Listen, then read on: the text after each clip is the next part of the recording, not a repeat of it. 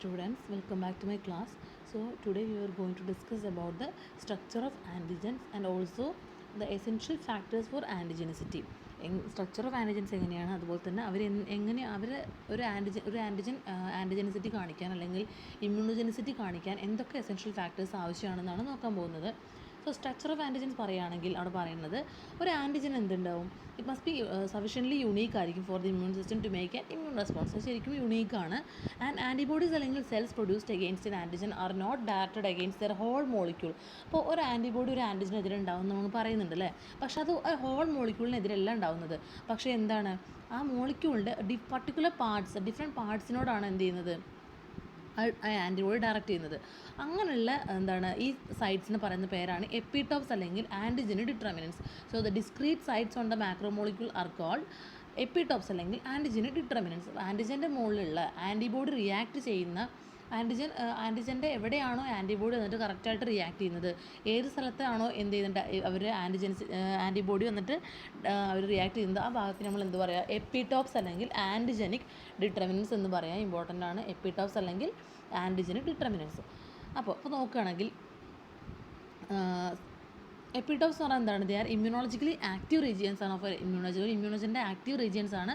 അവിടേക്കാണ് എന്ത് ചെയ്യുന്നത്, സ്പെസിഫിക് ആയുള്ള എന്ത് ചെയ്യുക, ഇവർ ആ ആക്റ്റീവ് സൈറ്റിലാണ് എന്തുണ്ടാവുക, antigen specific membrane receptors on lymphocytes അല്ലെങ്കിൽ സെക്രട്ടറി ആൻറ്റിബോഡീസ് ബൈൻഡ് ചെയ്യുന്ന സ്ഥലത്താണ്. In the case of small antigens B and T cells recognize different epitopes on the same antigenic molecule. അപ്പോൾ സ്മോൾ ആൻറ്റിജൻസ് ആണെങ്കിൽ എന്ത് ചെയ്യും, ബി ആൻഡ് ടി സെൽസ് ഒക്കെ എന്ത് ചെയ്യും, different epitopes on the same antigenic മോളിക്യൂളിനെ അവർ എന്ത് ചെയ്യും, റെക്കഗ്നൈസ് ചെയ്യാറുണ്ട്. അതുപോലെ തന്നെ recognition of antigens by B and T cells is fundamentally different ആണ്. B cells recognize soluble antigen when it binds to the membrane bound antibody. B cells എന്താ ചെയ്യുന്നത്, അവരെന്താ ചെയ്യുന്നത്, മെംബ്രെയിൻ ബോണ്ട് ആൻറ്റിബോഡി നമ്മൾ ബൈൻഡ് ചെയ്തിട്ടുള്ള സോലുബിൾ ആൻറ്റിജൻസിനെയാണ് bind ചെയ്യുക. പക്ഷേ ടി സെൽസ് എന്ത് ചെയ്യുന്നു, they recognize only peptides combine with MHC molecules. T cells എപ്പോഴും MHC മോളിക്യൂളിനായിട്ട് കമ്പൈൻ ചെയ്തിട്ടുള്ള പെപ്റ്റൈഡ്സിനായിട്ടാണ് എന്ത് ചെയ്യുന്നത്, റെക്കഗ്നൈസ് ചെയ്യുന്നത്. Okay, on the surface of antigen presenting cells, antigen presenting സെൽസിൻ്റെ സർഫസിൽ എന്താണ് ഉള്ള MHC മോളിക്യൂൾസിനായിട്ട് കമ്പൈൻ ചെയ്തിട്ടുള്ള പെപ്റ്റൈഡ്സിനായിട്ട് ആര് റെക്കഗ്നൈസ് ചെയ്യുന്നത്, ടി സെൽസ് റെക്കഗ്നൈസ് ചെയ്യുന്നത്. Okay, so antigen molecule may contain a number of same or different antigen determinants to which individual antibodies അല്ലെങ്കിൽ cell responses are made. These antigen determinants or epitopes are the smallest unit of an antigen to which an antibody or cell can bind. നമുക്ക് ഇങ്ങനെയും പറയാം, എന്താണ്, ഒരു ആൻറ്റിജൻ്റെ മുകളിൽ എന്തൊക്കെ കാണാം, ഒരു സെയിം അല്ലെങ്കിൽ ഡിഫറെൻറ്റ് ആൻറ്റിജൻ ഡിറ്റർമിനൻസ് കാണാം to which individual antibodies or cell response are made. ആ എപ്പിടോപ്പിനെതിരെയാണ് എന്തുണ്ടാകുന്നത്, ആൻറ്റിബോഡീസ് അല്ലെങ്കിൽ സെൽ റെസ്പോൺസസ് ഉണ്ടാകുന്നത്. ഈ ആൻറ്റിജൻ ഡിറ്റർമിനൻസ് അല്ലെങ്കിൽ എപ്പിടോപ്സ് എന്ന് പറയുന്നത് they are the smallest unit of an antigen ആണ് to which an antibody or cell can bind. Okay, so നമ്മൾ നോക്കുകയാണെങ്കിൽ ഇവിടെ ഒരു ഫിഗർ റെപ്രസെൻറ്റേഷൻ നോക്കുകയാണെങ്കിൽ നിങ്ങൾക്ക് കാണാം. ഇപ്പോൾ ഡയഗ്രാം, ഇതൊരു എപ്പിടോപ്പാണ്, ഒരു ആൻറ്റിജൻ മുകളിൽ എപ്പിടോപ്പാണ്. അത് എക്സാമ്പിൾ ഹാപ്റ്റൺ എന്ന് പറയാം. ഓക്കെ, ഒരു എപ്പിടോപ്പ് കാണിക്കുന്നത്. ഇനി many epitopes of same specificity, ഒരേപോലത്തെ സെയിം സ്പെസിഫിസിറ്റി ഉള്ള ഒരുപാട് എപ്പിടോപ്സ്. അത് എക്സാമ്പിളാണ് മെനി പോളിസാക്കറൈഡ്സ് കാണുന്നുണ്ട്. അതുപോലെ തന്നെ മെനി പോളിസാക്കറൈഡ് ഹോമോപോളിമേഴ്സിൽ കാണുന്നുണ്ട്. പിന്നെ many epitopes of different specificity, ഇവിടെ ഡിഫറെൻറ്റ് സ്പെസിഫിസിറ്റി ഉള്ള മെനി എപ്പിടോപ്സ് കാണിക്കുന്നത് പ്രോട്ടീൻസ് ആണ്. ആൻഡ് ഓൾസോ പിന്നെ ഓക്കെ, അത്രയാണ് സ്ട്രക്ചറിൽ ഒരു എപ്പിടോപ്സിൻ്റെ കാര്യം പറയാനുള്ളത്. ഇനി നമുക്ക് നോക്കാനുള്ളത് what are the essential factors for antigenicity അല്ലെങ്കിൽ ഇമ്മ്യൂണോജെനിസിറ്റി. ഇമ്മ്യൂണോജെനിസിറ്റിക്ക് അല്ലെങ്കിൽ ആൻറ്റിജനിസിറ്റിക്ക് എന്തൊക്കെ എസെൻഷ്യൽ ഫാക്ടേഴ്സാണ് ആവശ്യം എന്നാണ് പറയുന്നത്. സോ എന്താണ് ഇമ്മ്യൂണോജെനിസിറ്റി? ഇമ്മ്യൂണോജെനിസിറ്റി എന്ന് പറഞ്ഞാൽ നമ്മൾ കഴിഞ്ഞ ക്ലാസ്സിൽ പറഞ്ഞിട്ടുണ്ടായിരുന്നു, it is ability of an antigen to induce an immune response. ഒരു ആൻറ്റിജൻ്റെ എബിലിറ്റിയാണ് അത് എന്തിനുള്ള ഒരു ഇമ്മ്യൂൺ റെസ്പോൺസ്, ഒരു ഓർഗാനിസിലെ ഇമ്മ്യൂൺ റെസ്പോൺസ് ഉണ്ടാക്കാനുള്ള ഒരു ആൻറ്റിജൻ്റെ എബിലിറ്റി. അത് ഹ്യൂമറലാവാം, സെൽ മെഡിറ്റഡ് ആവാം. ആ എബിലിറ്റിനെ പറയുന്ന പേരാണ് എന്ത്, ഇമ്മ്യൂണോജെനിസിറ്റി.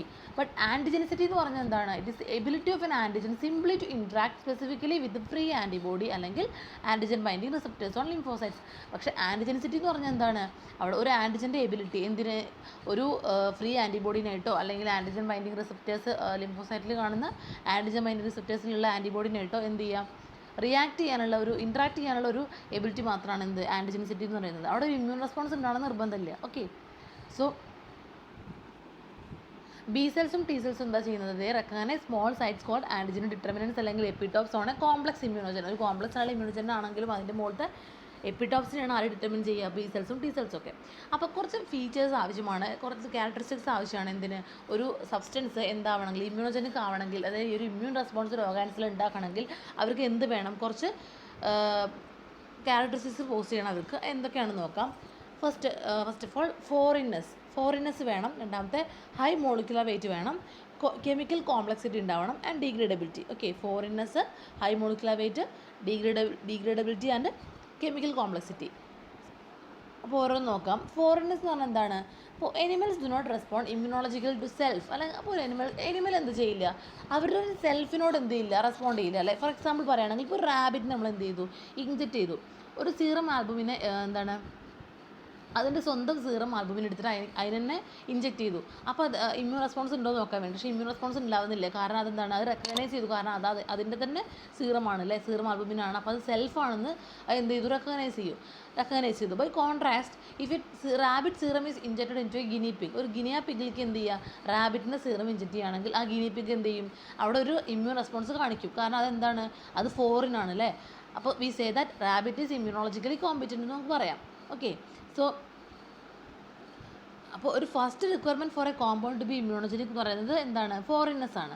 അപ്പോൾ ഫോറിനെസ് ആണ് ഏറ്റവും ആദ്യം ആവശ്യമായിട്ടുള്ളത്. എത്രമാത്രം ആ സബ്സ്റ്റൻസ് ഫോറിനാണോ the more immunogenic it is, അപ്പോൾ അത്രയും ഇമ്മ്യൂണോജനിക് ആയിരിക്കും അത്.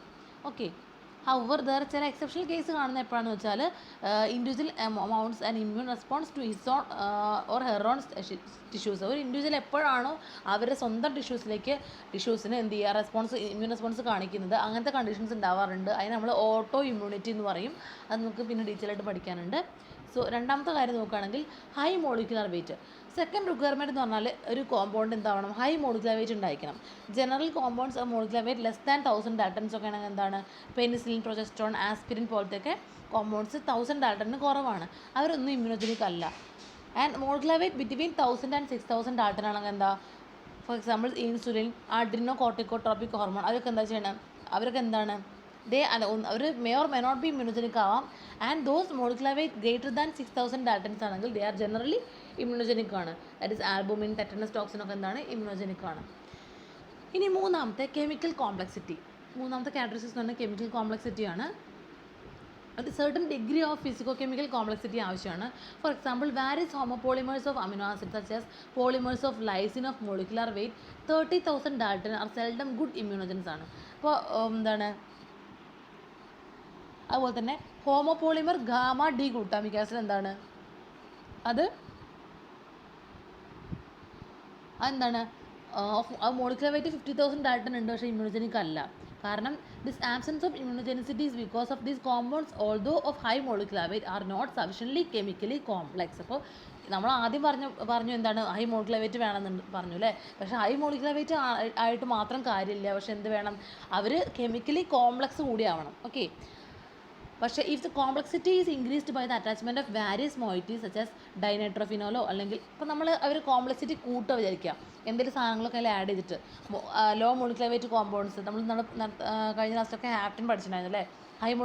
ലോ മോളിക്കുലർ വെയിറ്റ് കോമ്പൗണ്ട്സ് ഇതിൻ്റെ കൂടെ ആഡ് ചെയ്യുകയാണെങ്കിൽ, അല്ലെങ്കിൽ ഫോർ എക്സാമ്പിൾ ഡൈനൈട്രോഫിനോൾ അങ്ങനത്തെ കോമ്പൗണ്ട്സ് ഒക്കെ ആഡ് ചെയ്യുകയാണെങ്കിൽ എന്തുണ്ടാവും, അപ്പോൾ ഈ രണ്ട് കോമ്പൗണ്ടിന് എന്ത് കിട്ടും, ഇമ്മ്യൂണോജനിക് പ്രോപ്പർട്ടി കിട്ടും. Okay, the epsilon amino group of polylysin, the entire macromolecule become എന്ത് ചെയ്യും, ഇമ്മ്യൂണോജനിക് ആയിട്ട് മാറും. Okay, the resulting immune response is directed not only against the coupled low molecular weight compounds but also against the high molecular weight homopolymer. അപ്പോൾ നമ്മൾ ആ add ചെയ്യുന്ന അതിനും എന്ത് കിട്ടുന്നുണ്ട്, ഇമ്മ്യൂണോജനിക് പ്രോപ്പർട്ടി കിട്ടുന്നുണ്ട്. അപ്പോൾ നമ്മളതാണ് പറഞ്ഞത്, എന്താണ്, ഹൈ മോളിക്കുലർ വെയിറ്റ് ഉണ്ടായാൽ മാത്രം പോരാ, അവരെന്താവണം, കെമിക്കലി കോംപ്ലക്സ് ആവണം. ഇനി അടുത്താണ് degradability. For most antigens to stimulate immune response, അതായത് ബി അല്ലെങ്കിൽ ടി സെൽ മീഡിയേറ്റഡ് റെസ്പോൺസ് ഉണ്ടാക്കണമെങ്കിൽ അവർക്ക് എന്ത് വേണം, ഒരു ഇൻട്രാക്ഷൻ ആവശ്യമാണ്. ആരൊക്കെ തമ്മിൽ, ആൻറ്റിജൻ പ്രസൻറ്റിങ് സെൽസ് അല്ലെങ്കിൽ APCs and also helper T cells. Helper T സെൽസും ആൻറ്റിജൻ പ്രസൻറ്റിങ് സെൽസും തമ്മിൽ എന്ത് വേണം, എന്തുണ്ടാവണം, ഒരു ഇൻട്രാക്ഷൻ ഉണ്ടാവണം എന്തൊരു ഇമ്മ്യൂൺ റെസ്പോൺസ് ഉണ്ടാക്കണമെങ്കിലും. So APC must first degrade the antigen through a process known as antigen presenting.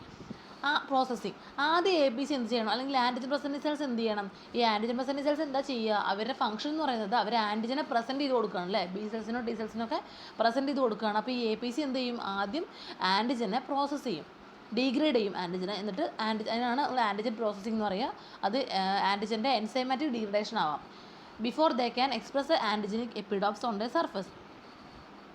അപ്പോൾ അവർ ആ എപ്പിടോപ്സിനെ എക്സ്പ്രസ് ചെയ്യുന്നതിന് മുന്നേ അവരെന്ത് ചെയ്യും, ഡീഗ്രേഡ് ചെയ്യും അതിനെ. And stimulate the antigen specific T helper cells. അങ്ങനെ അവരെന്ത് ചെയ്യും, ആ ആൻറ്റിജൻ സ്പെസിഫിക് ആയുള്ള ടി ഹെൽപ്പർ സെൽസിനെ സ്റ്റിമുലേറ്റ് ചെയ്യും.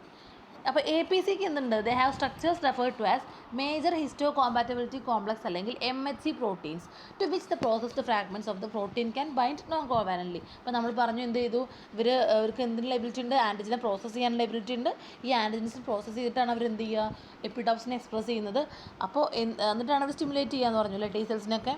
അപ്പോൾ ഇവരെന്താ ചെയ്യുക, ഈ പ്രോസസ്ഡ് ആയുള്ള ഫ്രാഗ്മെൻറ്റ്സിനെ എന്ത് ചെയ്യുന്നു, അവർ മുകളിൽ ഈ എ പി സിക്ക് എന്തുണ്ട്, അവർക്ക് മേജർ ഹിസ്റ്റോ കോമ്പാറ്റബിലിറ്റി കോംപ്ലക്സ് അല്ലെങ്കിൽ MHC പ്രോട്ടീൻസ് ഉണ്ട്. ആ MHC കോംപ്ലക്സിൻ്റെ മുകളിലാണ് ആര് ബൈൻഡ് ചെയ്യുന്നത്, ഇങ്ങനെ പ്രോസസ്സ് ചെയ്ത് കിട്ടുന്ന ഫ്രാഗ്മെൻറ്റ്സ് ഓഫ് ആൻറ്റിജൻസ് എന്ത് ചെയ്യുന്നത്, ബൈൻഡ് ചെയ്യുന്നത്. ആ ഫ്രാഗ്മെൻറ്റ്സ് ഓഫ് പ്രോട്ടീൻ ബൈൻഡ് ചെയ്യുന്നത് അവിടെയാണ്, ഈ MHCയുടെ മുകളിലാണ്. ഈ കോംപ്ലക്സ് ആണ് എന്ത് ചെയ്യുന്നത്, പിന്നെ പ്രസൻറ്റ് ചെയ്യുന്നത് റിസപ്റ്റേഴ്സ് ടി സെൽസ് റിസപ്റ്റേഴ്സിനൊക്കെ പ്രസൻറ്റ് ചെയ്ത് കൊടുക്കുന്നത് ഇങ്ങനത്തെ ഉള്ള കോംപ്ലക്സിനാണ്. അതായത് ആൻറ്റിജൻസിൻ്റെ എന്തുണ്ടാവും, ആൻറ്റിജൻസിൻ്റെ ഫ്രാഗ്മെൻറ്റ്സും MHCയും കൂടി കമ്പൈൻ ചെയ്തിട്ടുള്ള ഒരു കോംപ്ലക്സ് ഉണ്ടല്ലോ, അതിനെയാണ് എന്ത് ചെയ്യുക, they are presented to receptors on T സെൽസിൻ്റെ റിസപ്റ്റേഴ്സിക്ക് എന്ത് ചെയ്യുക, പ്രസൻറ്റ് ചെയ്ത് കൊടുക്കുക. ആൻഡ് അപ്പോൾ ടി സെൽസ് എന്ത് ചെയ്യും, ആക്ടിവേറ്റഡ് ആവും. Regarding the susceptibility to enzymatic degradation on one hand, the substance has to be sufficiently stable so that it can reach the site of interaction with B cells or T cells necessary for immune response. അപ്പോൾ അത്രയാണ് പറയാനുള്ളത് ഡീഗ്രേഡബിലിറ്റി എന്നുള്ള കാര്യത്തിൽ. അല്ലെങ്കിൽ ആ ഒരു ആവശ്യമാണ് എന്ത്, ഡീഗ്രേഡബിലിറ്റി. ഒരു സബ്സ്റ്റൻസ് ഇമ്മ്യൂണോജനിക് ആവാനുള്ള ആവശ്യമില്ല. ക്രൈറ്റീരിയസ് പറഞ്ഞത് ഫോറിനെസ്, ഡീഗ്രേഡബിലിറ്റി, കെമിക്കൽ കോംപ്ലക്സിറ്റി, അതുപോലെ തന്നെ മോളിക്കുലർ വെയിറ്റ്. ഇനി വേറെ കുറച്ച് റിക്വയർമെൻറ്റ്സ് ഉണ്ട്. Other requirements include genetic constitution of the individual. ഒരാളുടെ ഒരു ഇമ്മ്യൂണൈസ്ഡ് ഇൻഡിവിജ്വലിൻ്റെ എന്ത് വേണം, ജനറ്റിക് മേക്കപ്പ് ഒരു ഇമ്പോർട്ടൻറ്റ് റോൾ പ്ലേ ചെയ്യുന്നുണ്ട്. അതുപോലെ തന്നെ വേറൊരു കാര്യമാണ് എന്ത്, T and B cell receptors. അതായത് acquired immune response are triggered following the binding of antigenic epitopes to antigen specific receptors on B and T lymphocytes. acquired immune response ഒക്കെ ഉണ്ടാവുക എപ്പോഴാണ്, ഈ antigenic epitopes antigen binding specific receptors ഉണ്ടാവുമല്ലോ B and T ലിംഫോസൈറ്റ്സിന്, അതിനായിട്ട് bind ചെയ്യുമ്പോഴാണ് എന്തുണ്ടാവുക, acquired immune response ഉണ്ടാകുന്നത്. അപ്പോൾ ഈ ഒരു ഇൻഡിവിജ്വലിന് ഈ ലിംഫോസൈറ്റ്സ് ഒക്കെ ലാക്കിംഗ് ആണെങ്കിൽ എന്തുണ്ടാവില്ല, അവർക്ക് ഇമ്മ്യൂൺ റെസ്പോൺസ് ഉണ്ടാക്കാൻ പറ്റില്ല. അപ്പോൾ T and B cell receptors ഒരു റിക്വയർമെൻ്റ് ആണ്. പിന്നെ dosage and route of administration of antigens, അതായത് പ്രാക്ടിക്കൽ ഇഷ്യൂസ് ഉണ്ടാവുമല്ലോ. Dosage and route of administration of antigens play an important role in determining whether substance is immunogenic. Okay, so ഇത് important ആണ്. എന്തൊക്കെയാണ് ഒരു സബ്സ്റ്റൻസിൽ ഉണ്ടാവേണ്ട മസ്റ്റ് പ്രോസസ്സ് ചെയ്യേണ്ട characteristics, immunogenic ആവണമെങ്കിൽ അവർക്ക് എന്തൊക്കെ കാര്യങ്ങൾ വേണം എന്നുള്ളതാണ് പറഞ്ഞത്. അത് നോട്ട് ചെയ്ത് വെക്കുക. സോ അത്രയാണ് ആൻറ്റിജൻസിനെ കുറിച്ചിട്ട് പറയാനുള്ളത്. നമ്മൾ കഴിഞ്ഞ ക്ലാസ്സിൽ എടുത്തിരുന്നു ആൻറ്റിജൻസ് പറ്റിയിട്ട്. ഇപ്പോൾ അതിൻ്റെ സ്ട്രക്ചറും അതുപോലെ തന്നെ അതിൻ്റെ ക്യാരക്ടറിസ്റ്റിക്സ് പറഞ്ഞു, ഇമ്മ്യൂണോജനിക് ആവാനായിട്ടുള്ള. അത്രയാണ് ആൻറ്റിജൻസ് എന്നുള്ള പാർട്ടിൽ പറയാനുള്ളത്. Okay, thank you.